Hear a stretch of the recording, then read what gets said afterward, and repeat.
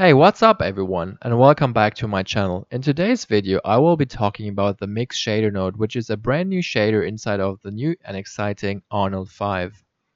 What does it do? It actually helps you to combine several shaders together to create some awesome looking shaders. And it has a masking feature, so you can combine them procedurally pretty simple. Yeah, let's dive right into it. I have a little Maya scene prepared, nothing too fancy. I just have this generic dragon and I have a simple light rig, one area light in the back, and then one HDR. So let's just start the render session and see what we get.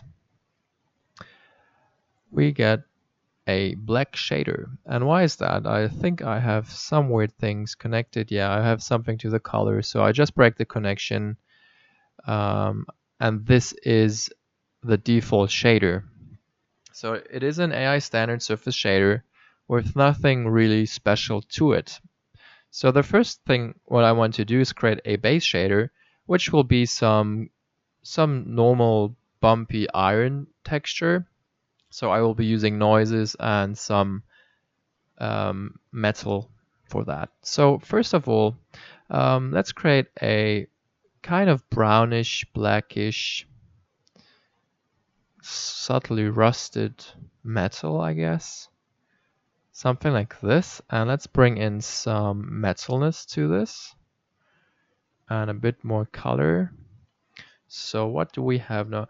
And you see that I get these black spots everywhere, and this is because I have no indirect bounces, and this is just for speed. So we quickly get resolved textures, and this is just for the start, and I will add some more bounces soon. All right, so this is now the metal. Yeah, something like that. And what I want to do now is I want to create on top of that a bump node. So heading over to the hypershade, which is my default layout. There we go. And I create an AI noise map. And I will create a 2D bump. I think it's just called bump 2D. Yeah, there we go. And I like to always have control for those maps. So what I like to do is create a remap color node, which is the same or equivalent to the AL remap color node. So it just takes in a input color and outputs a color again. This time we want just a red channel because the bump value is a single component. And this is all we gotta do, and I want to plug in the out normal into the normal camera, which is the bump map. Saving, I like to save often because of unstable, lovely Maya. So let's see the isolate mode, and we see we have a pretty big UV. So let's switch over to, it can actually be on PREF. And let's bring in some scale, let's say 5 repetitions. I think we need way more, let's try 20. Yeah, let's add some detail, some distortion. Let's make it a bit tighter. Let's try 40. There we go. This looks kind of neat. And what I like to do for bump maps is to kind of dial both those color 1 and 2 around 0.5. So this is 0.37 and this guy is 0.5. So let's try something like this, which means that some normals go down and some go up. Let's see the shaded version. It's still way too strong, but you can see the nice effect we get already. So let's just reduce the bump amount. So what do we get now? This looks very interesting, like a bit of corroded iron, I guess. Might be still a bit too strong. Yeah, this could work. Okay, so let's bring in the indirects. So to do that, I just bring in the fuse and I bring spec, and now we should see something in this. Yeah, there we go. Now it's resolving and you can see indirect is happening. All right, let's resolve this and see what we get. It's a pretty specky, shiny metal right now. And what I like to do, because it's like very bright and my sun values are a bit too strong, I guess, I like to just introduce some clamping. This is just optional. I like to do that. Be sure to not affect AUVs. And let's say the max value is 5. So now we should get not as hot highlights anymore. As you can see, they are softer now. So the maximum value is 5. It depends definitely on your light, so you don't need to do this for your stuff. It's just for me quickly, just to dial it in better. Right. So what do we have now? Okay, let's just work a bit more on the metal shader.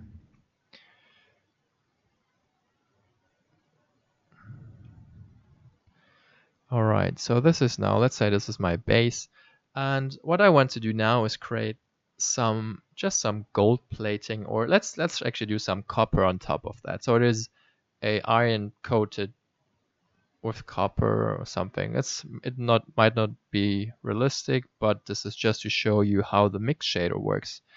So let's call this AI. I like to keep the abbreviation AI for Arnold. Then this is, let's say, iron.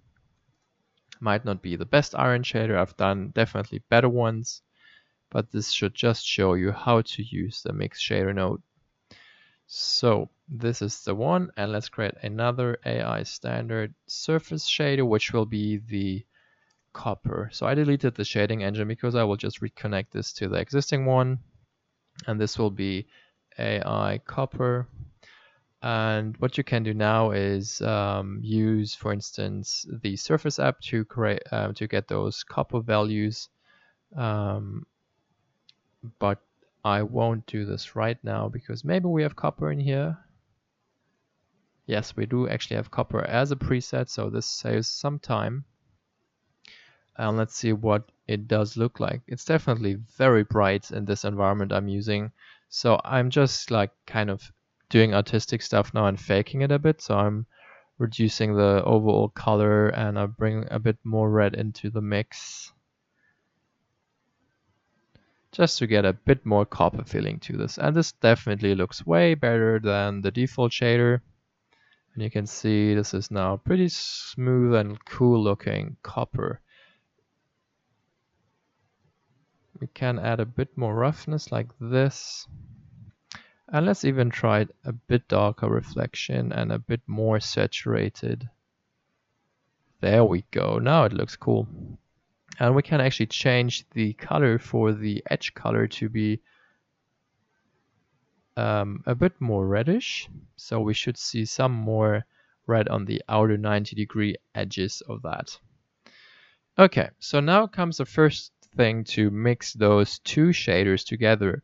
And Arnold 5 has now a new method which is called closures, which is a algorithm to combine the color outputs of these shaders and then send them over to the Arnold core engine, and they do actually the shading.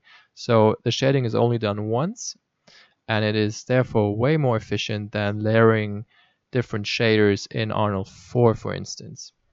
So let's do that now. Copper is here. I don't have any roughness breakups like roughness maps or something because it would not fit in this tutorial. AI mix shader is the one we want to work with. I am deleting the shading engine because I want to use the existing one. So I'm reconnecting this. And let's just connect A and B together. Out color goes here and out color goes there. And currently we don't have anything in the mix, which is a mask. And currently we are blending them both 50%. So this is now a mixture of both. And you can see there is no speed. There's no less render speed. It is still very fast.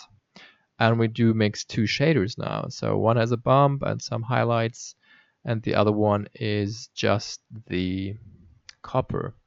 So what I want to do now is use a noise pattern to blend those textures together. Also, I want to use occlusion. Let's try occlusion first. AI occlusion, because in the ridges of objects there is less wear and tear, so there will be more original copper.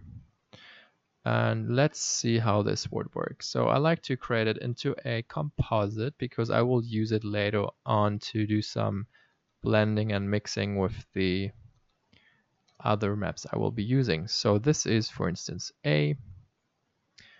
I'm not so sure. I just plugged them into both. This should give us the same result. Maybe there's a better way. Alpha operation A or B, that doesn't matter. So this should give us now the same result for both, and I will plug the out R into the mix. I'm saving and I'm starting the IPR with the render function. So now what do we actually see? Here's some occlusion happening. So let's just camera shape, and let's go into higher resolution, 200%. Let's zoom in here so we actually see something, and let's open the shade debug mode and click occlusion. There we go. This is the occlusion we currently have. Far clip is the distance. So let's try a distance of 2 units. Let's see what it looks like. Let's try even smaller. We might even use curvature instead, but let's try first how it works out. So in the mouth area, you can see definitely some occlusion happening. Let's just bring down the far clip a bit more. Self only, which should not matter because we just have the one object. Okay, and now you can see that we get the kind of the effect I want to get. So let's play around with these fall off values and maybe the spread. Yeah, this is looking better. And now we need to increase a bit more samples because you can see there's a bit of noise around these areas. Let's try 5 samples, and also let's remap this. Remap color. And this goes here and this goes there. And what I'm doing now is we'll just add more contrast so we see proper white values in those areas which are needed. And let's change the input max. So now I'm actually creating those values to be proper white. So we have a nice and hard mask, and everywhere which is white, I hope we get the proper result. So let's see what we get. So this is driving the composite, and this is driving the mix, and then we should see hopefully the correct way around some copper in those edges. And we do see some copper in those edges. So this is actually how the mix shader works. Quickly blending different materials together. So now let's increase the far clip to 1 again. Now you can see that the copper is growing, and it's now a nice effect going over the dragon on the occluded areas. And now also let's just add on top of that a little bit of noise. I think the bump map for the iron is too strong, so let's just dial this one down to 0.2. And let's combine those two maps, the occlusion and a noise pattern. AI noise. I hope you can follow along. I'm going over this pretty quick because I've covered these workflows before. It's just new nodes now in Arnold 5, but it should all be, from logic standpoint, all the same. Isolate again, selecting the noise, saving, and let's just increase the frequency to 50. Oh, this looked actually nice. Interesting effect. Now, anyways, let's try 30 here. Add some distortion. You don't need to always add distortion. I just like this effect actually quite a bit. So what we will do now is we will use the composite node, and we will actually try some different modes just to see what we get. The max is pretty interesting. So this could actually work already. What else do we have? No. You see, I don't also know all these values, so I just mostly just click through to see which ones are interesting. I think the max was pretty good. What is min? Min is just doing the opposite. Plus we'll be adding them together. Screen will be there. Okay, let's just go with the max. And let's just work a bit on those, on the noise pattern. We can actually also grade them. Let's just add a remap color in between. Just gives you more control. So out color goes here, out color goes there, and let's grade those maps a bit. And white. Okay, let's see how the result looks. Okay, I will just be locking this now to this last selected node, and whatever is white will be copper. So we have quite a lot of copper already, so I don't want to go too crazy with this remap, but we'll see. So now we get a few blotches of copper. The sad thing is you can clearly see this is a noise pattern, but there is not much I can do right now because I don't have any textures for this. The only thing what I can do is reduce the scale. So we should be getting bigger noises. Let's try 20. Yeah, this is getting a bit better. Let's see what else we can do here.